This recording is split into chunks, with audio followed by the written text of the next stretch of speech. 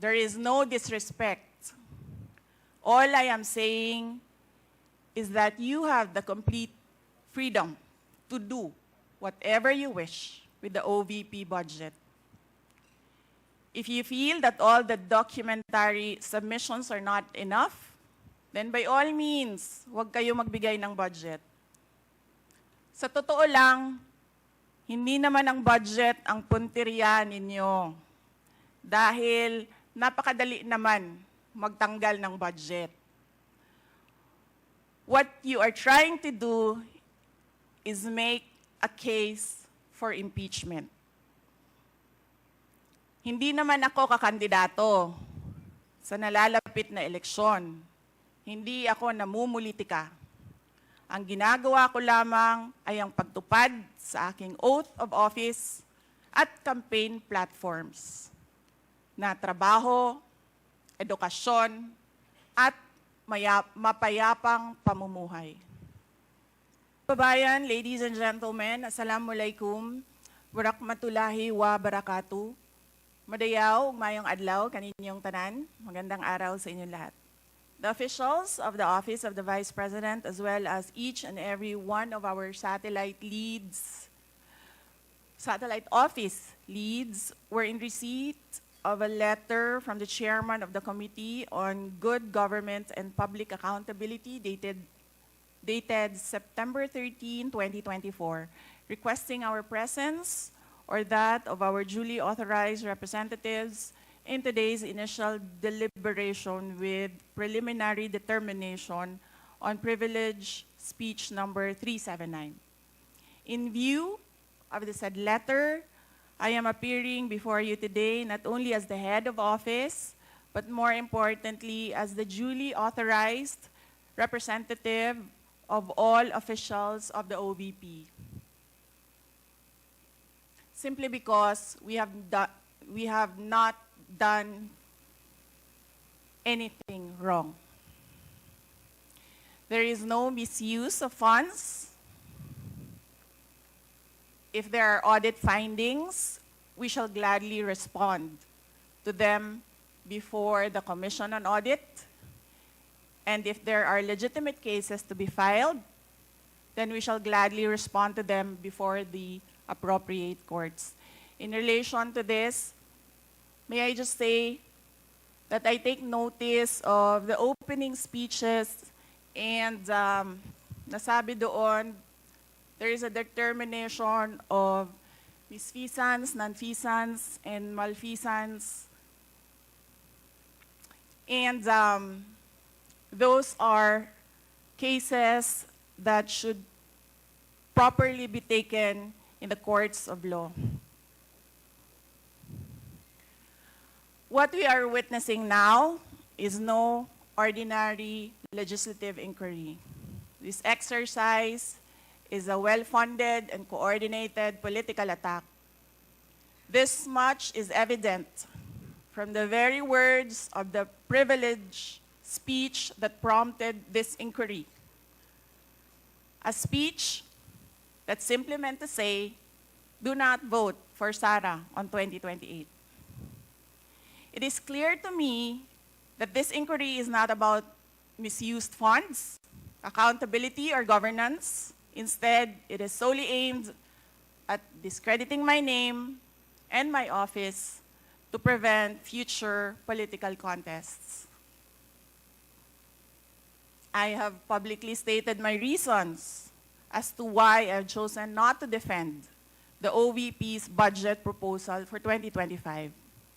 I have narrated the issues I encountered in previous years, which can easily be confirmed by looking at the NEP, the GAB, and the GAA for fiscal years 2023 and 2024.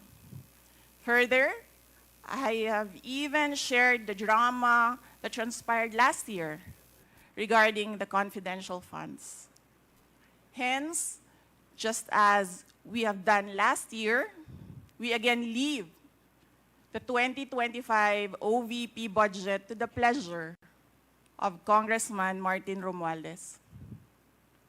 I am not asking for any special treatment, nor am I asking you to uphold any tradition. There is no disrespect. All I am saying is that you have the complete freedom to do whatever you wish with the OVP budget. If you feel that all the documentary submissions are not enough, then by all means, huwag kayo magbigay ng budget. Sa totoo lang, hindi naman ang budget ang punteriya ninyo. Dahil napakadali naman magtanggal ng budget. What you are trying to do is make a case for impeachment. Hindi naman ako kakandidato sa nalalapit na eleksyon. Hindi ako namumulitika.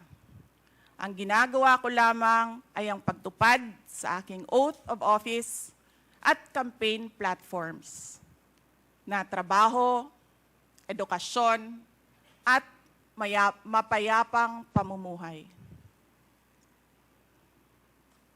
Sinabi ko na noon at ilang beses ko nang inulit na hindi ako ang problema ng bayan na ito. Ang totoong problema ng bayan ay kagutuman, kahirapan, iligal na droga, kriminalidad, terorismo, hindi na sapat na healthcare, kalidad ng edukasyon, kawalan ng plano ng infrastruktura para sa disasters, at marami pang iba. So, you may try to destroy me, you can skin me alive, and throw my ashes to the wind. But let it be known, you will find me unbowed. I will continue to serve the Filipino people no matter the personal cost or political intrigue.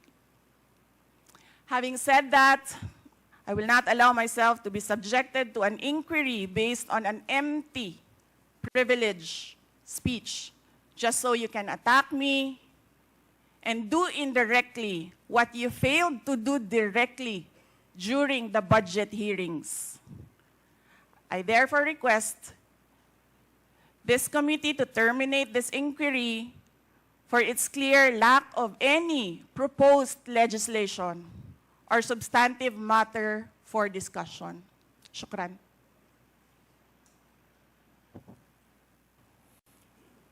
The committee cannot rule on that because the committee already took cognizance of this privileged speech.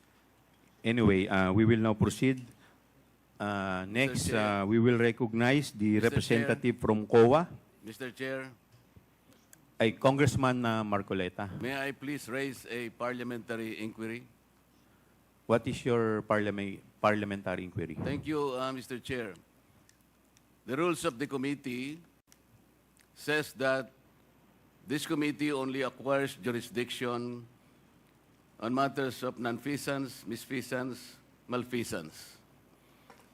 And under Section 2, Mr. Chair of the rules, there should be a prior determination whether or not these malfeasance, nonfeasance, and misfeasance are directly or specifically relating to the persons charged of this. Has this committee made a prior determination of this? And if so, when did it happen? And where is the order specifying that the committee has just reached a prior determination? This is very important, Mr. Chair, because the rules also says that after determining or making a prior determination, this committee will set an order, and that is the only way that this committee acquire jurisdiction over the person's subject matter of this inquiry. And that particular order of prior determination will set out the parameters. If I can make a comparison, Mr. Chair, in regular court, it is called pre-trial order, where the parameters of the inquiry, the presentation of evidence or explanations or allegations are limited to that set of stipulation. So considering, Mr. Chair, and I assume that there is no prior determination, I do not think how we can start the meeting today because we are supposed to observe the rules. I am referring to Section 2 of the rules of this committee, Mr. Chair. Thank you.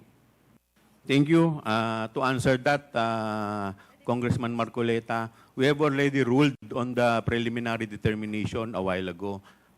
Medyo na-late na po kayo. Now, with respect to your inquiry that if we can proceed with this, considering that this is an investigation of malfeasance, misfeasance, and nonfeasance, let me walk you through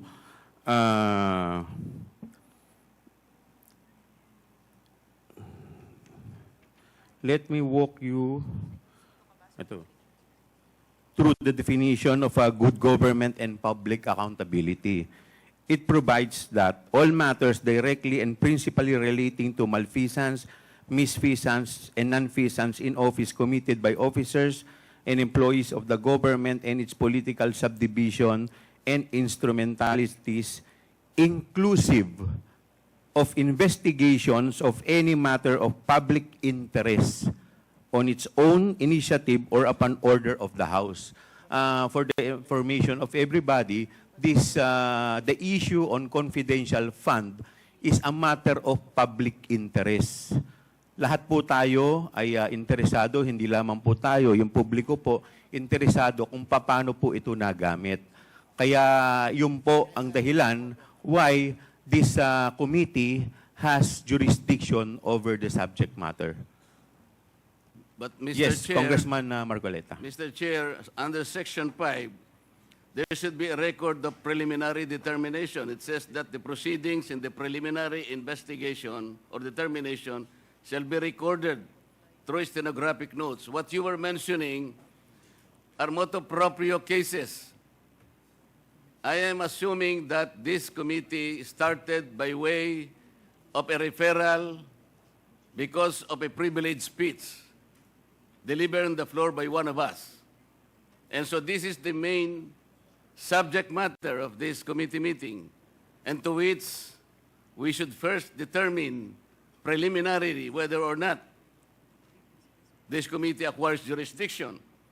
And I demand a record of preliminary determination under Section 5 because it says, upon termination thereof, Mr. Chair, the chairperson shall issue an order which shall recite in details the matters taken up. So what are the matters taken up, Mr. Chair? I think we should be able to comply with these elementary rules as specified in the governing rules. Well, considering that we have yet to proceed to the interpellation, we are still in the period of recognizing the resource person as well as the witness. With that, the chair declares 1 minute suspension.